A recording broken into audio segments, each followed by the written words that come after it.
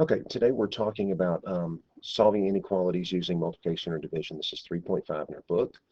Um, we've already solved inequalities using addition or subtraction. We're just going to add a step to that, or something we already know how to do. We're just going to see how it works with inequalities. We're going to see some of the similarities with equations and some differences that it has with equations. The first one is a similarity, one you should know by now. And look at this inequality, 2 less than 8. Let's look at this rule. Multiplying or dividing each side of an inequality by a positive number produces an equivalent inequality. So if I were to multiply each side by a positive number, say 2, okay, so 2 times 2 here is 4. This is 16, and that is a true statement. 4 is less than 16.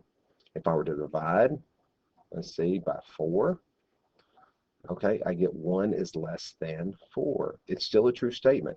So this is true. If I multiply each side of the inequality or divide each side by a positive number, I get an equivalent inequality. Now the second rule is where we differ from equations. If I multiply or divide each side of an inequality by a negative number, I have to reverse the direction of the symbol to produce an equivalent inequality. Let's kind of look at that here. Let's say I divide by a negative 2. Okay? And let's look at it. 2 divided by negative 2 is negative 1. 8 divided by negative 2 is negative 4. Well, is this still true? Notice the symbol was pointing toward the 2. I don't change the symbol. Is this still true? Well, no, because negative 1 is bigger than negative 4. Okay, so to fix that, whenever we multiply or divide by a negative number, I actually have to switch the symbol around the other direction. Okay, and let's do that again. Let's show that again. Let's multiply each side by negative 5. Okay, I get negative 5 times negative 1 is positive 5. I get negative 4 times negative 5 is 20, positive 20. Can I still keep the sign pointing the same direction? Absolutely not. Now this is the bigger number, so I have to switch the sign. Okay, so multiplying or dividing by a negative number causes me to turn or flip the sign. I have to do that to produce an equivalent inequality.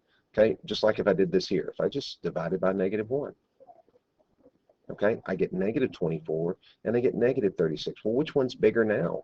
Well, the negative 24 is bigger. So this sign here doesn't work for me. I have to switch it. Okay, so anytime we multiply or divide by a negative number, we have to make sure this sign gets flipped. It doesn't automatically flip. You have to do the flipping. Okay, so let's look at some problems.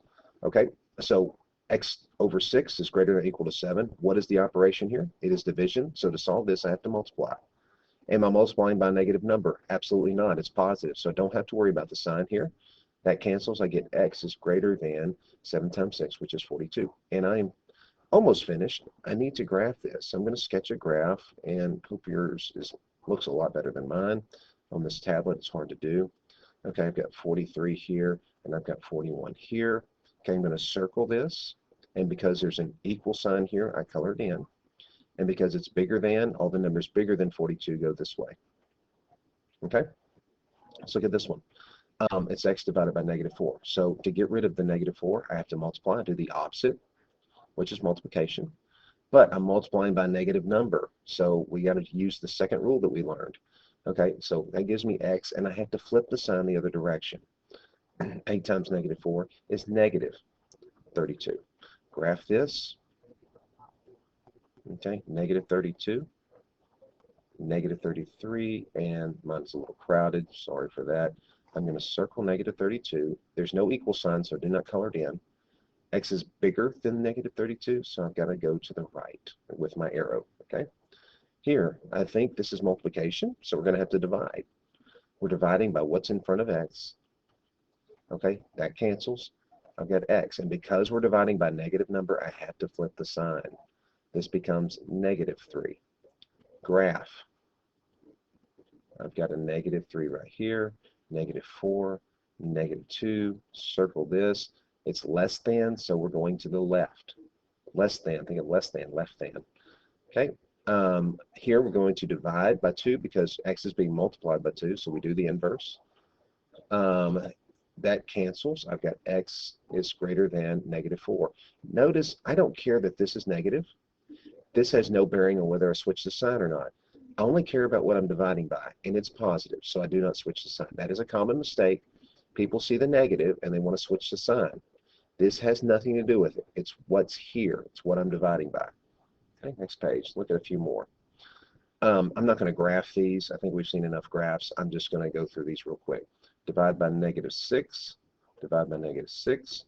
Well, that cancels. X is less than -5/6. Okay, look at the next one. I'm going to divide by 5. Oh, what did I not do on this last one? I missed it. Okay, let's erase this sign. We divided by -6, so what happens? Okay, we have to switch the sign. So it's x is greater than -5/6. See, everybody can make that mistake. Divide by 5, z is less than or equal to -1/5. Okay, now if you were going to graph this, say, I don't want to graph a fraction, it's not a big deal. On your graph and have a straighter line than that. Just in the middle, put -1/5 here. I'm not going to put it down in here, but just put -1/5. Put a whole number smaller than it, whole number, or you can put -2/5 and, you know, 0 right here if you want to do that. And then circle it, and color it in, and move it to the left, okay? I just don't have enough room to do that. Here, I'm going to multiply by -4, because that's what x is being divided by. Okay, that cancels. X, and because I'm multiplying by negative, I flip the sign, and that's -12. Okay, here I'm going to multiply by 3 on both sides. I don't care that this is negative. I only care if this is negative over here. Okay, I get x is greater than or equal to -12. Okay, now let's write inequalities from the statement. 6 times a number, well, that's going to be 6x, is at least 15. Well, I'm going to put 15 here. And at least 15, does that mean it can be bigger than 15? Yes, it can be bigger. If I say something is at least 15, it can be bigger. Can it be equal to 15? Yes. Can it be smaller than 15? No. So at least 15 is greater than or equal to 15. Okay, the quotient of a number in 3, well, we know that's x over 3, and 9 is at most 9. Well, can it be more than 9? No. Can it be equal to 9? Yes. Can it be less than 9? Yes. So that is less than or equal to 9. Look at the next one. 3 times a number, well, that's 3x, is no more than 15. Well, we're going to put 15 here. Well, no more than. Can it be bigger than? No, it can't. Can it be equal to? Yeah. Can it be less than? Yes. So 3x is less than 15, less than or equal to 15. Last one. The quotient of 4 and a number is more than 12. Well, it can't be equal to 12. It has to be more than 12. So that is greater than.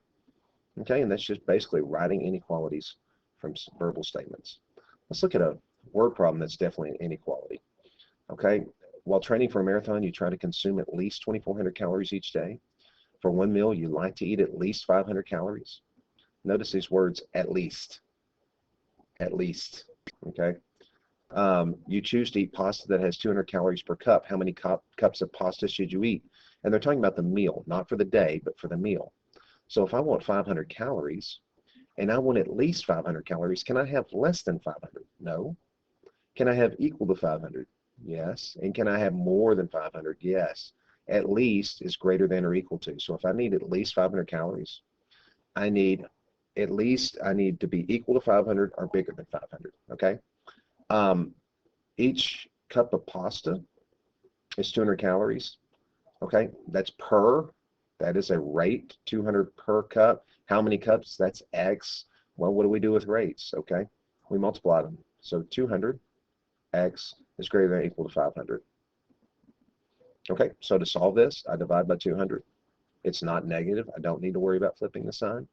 Okay, so x is greater than or equal to, and this is just 5 over 2, which is 2.5.